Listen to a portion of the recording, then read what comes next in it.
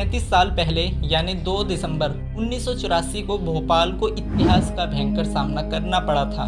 कुछ घंटों के अंदर ही हजारों लोगों की मौत हो गई थी। भोपाल में हुई यह घटना मानव इतिहास की एक सबसे भयंकर औद्योगिक रिसाव की घटना है।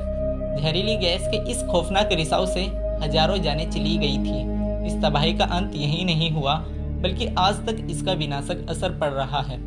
भोपाल गैस त्रासदी की इस घटना का नाम सुनते ही आज भी लोग सहम जाते हैं। आइए आज इस घटना से जुड़ी कुछ अहम बातों को जानते हैं। यूनियन कार्बाइड कॉरपोरेशन ने साल 1969 में यूनियन कार्बाइड इंडिया लिमिटेड के नाम से भारत में एक इंसेक्टिसाइडल इंडस्ट्री लगाई।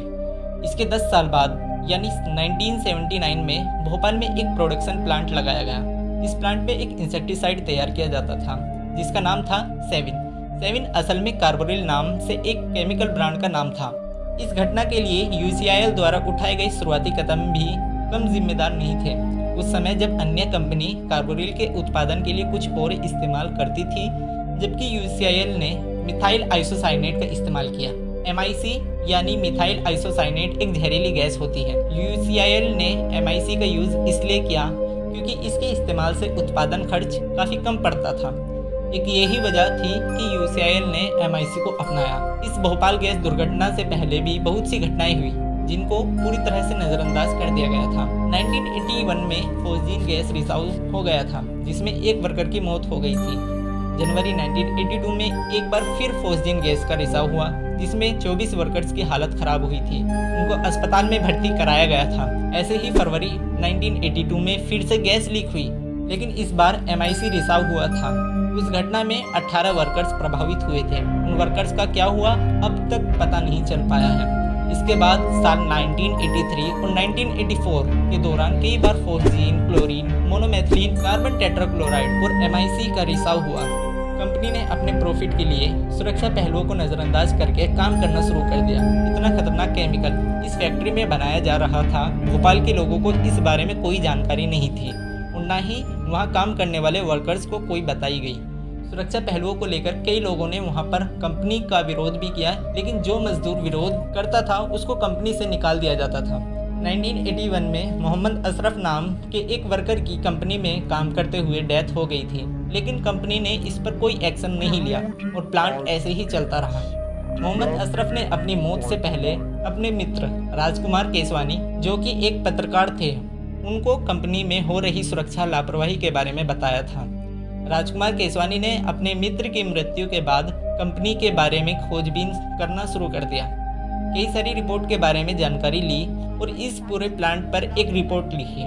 इस प्लांट में कितने घटिया सेफ्टी स्टैंडर्ड फॉलो हो रहे थे, इस बारे में अपनी बात कही। इस रिपोर्ट की हेडलाइन थी, बचाइए हुजूर, इस शहर को बचाइए। रिपोर्ट में उन्होंने लिखा कि यहाँ पर डिजास्टर हो सकता है। यूनियन कार्बाइड के इस प्लांट के आसपास लगभग 20% भोपाल की जनसंख्या रहती है। उन्होंने चीफ मिनिस्टर और सुप्रीम कोर्ट तक को लिख दिया था और बताया था कि यहाँ कुछ बड़ी घटना हो सकती है क्योंकि यहाँ पर सुरक्षा को लेकर लापरवाही बढ़ती जा रही है, लेकिन इन लोगों की तरफ से कोई जवाब नहीं मिला।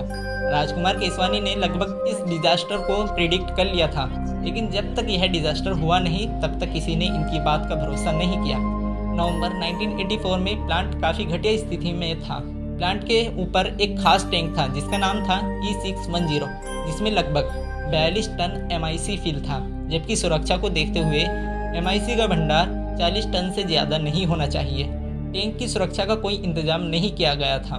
2 दिसंबर 1984 की रात को प्लांट की पाइपलाइन की सफाई करने के दौरान एक साइड पाइप से टैंक E610 में पानी घुस गया। पानी घुसने के कारण टैंक के अंदर जोरदार रिएक्शन होने लगी, जो धीरे धीरे काबू से बाहर हो गई। जिस साइड पाइप से पानी टैंक के अंदर घुस रहा था उस पर पूरी तरह से जंग लगी हुई थी। जंग लगे आयरन के अंदर जाने से टैंक का टेम्परेचर बढ़कर 200 डिग्री हो गया, जबकि तापमान 4 से 5 डिग्री के बीच रहना चाहिए था। इससे टैंक के अंदर प्रेशर बढ़ता गया, जिस वजह से टैंक के अंदर भरी MIC गैस 40 से 45 मिनट के अंदर टैंक से बाहर निकल गई। टैंक से भारी मात्रा में जहरीली गैस बादल की तरह पूरे इलाके में फैल गई, जिसकी चपेट में भोपाल का पूरा नॉर्थ ईस्ट का इलाका आ गया। गैस के संपर्क में आने पर आसपास के रहने वाले लोगों का दम घुटने लगा। उनकी आंखें जलने लगी, मानो किसी ने उनकी आंखों में मिर्च छिड़क दी हो। उनको सांस लेने में बहुत कठिनाई हो रही थी। देखते ही देखते पूरा शहर इस भयानक और जहरीली गैस का शिकार हो गया। बहुत से लोगों ने भागकर अपनी जान बचानी चाही, लेकिन जब तक गैस की बड़ी मात्रा उनकी बॉडी में एंटर कर चुकी थी, जिस वजह से लोगों की वहीं पर मृत्यु हो गई। अगली सुबह हजारों लोग मारे जा चुके थे, सड़कों पर जानवरों की लाशें पड़ी हुई थी और ये इंडिया का सबसे बड़ा, सबसे खतरनाक डिजास्टर बन चुका था। हजारों लोगों को सामूहिक रूप से दफनाया गया और अंतिम संस्कार किया गया। कुछ ही दिनों के अंदर करीब 2000 से ज़्यादा जानवरों के शव को विसर्जित करना पड़ा। अस्पतालों में मरीज की भीड़ लग गई। एक समय में करीब 17,000 लोगों को अस्पताल में भर्ती कराया गया।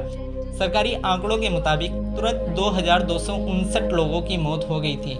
मध्य प्रदेश सरकार ने गैस रिसाव से होने वाली मौतों की संख्या लगभग 3787 बताई थी।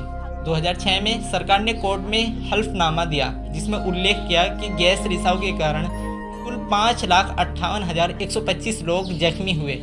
उनमें से 38,478 आंशिक तौर पर स्थायी विकलांग हुए और 3,900 ऐसे मामले थे जिसमें स्थायी रूप से लोग विकलांग हो गए। समस्या दुर्घटना के समय तक ही सीमित नहीं थी, बल्कि उसका असर अब तक भोपाल की पॉपुलेशन पर पड़ रहा है। पैदा होने वाले बच्चों में गंभीर स्वास्थ्य समस्या देखने को मिल रही है। इस पूरी घटना का मुख्य आरोपी फैक्ट्री के संचालक वॉरेन एंडरसन को माना गया। घटना के तुरंत बाद वह भारत छोड़कर भाग गया था। उसको भारत लाकर सजा देने की मांग की गई थी। इस घटना के बाद सरकार ने नया कानून बनाया ताकि इस तरह की घटना को रोका जा सके और भविष्य में इस तरह की घटना दोबारा ना हो। इसके बाद कई सारे कानून बनते हैं और कंपनी एक्ट में भी कई सारे बदलाव किए जाते हैं।